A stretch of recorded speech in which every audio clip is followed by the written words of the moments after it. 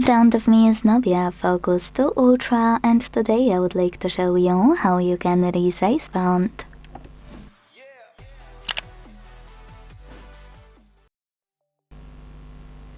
All you need to do is go into Settings and tap on Display section right away.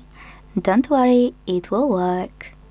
Because here you can tap on Font, and using this slider under font size, adjust it however you want to.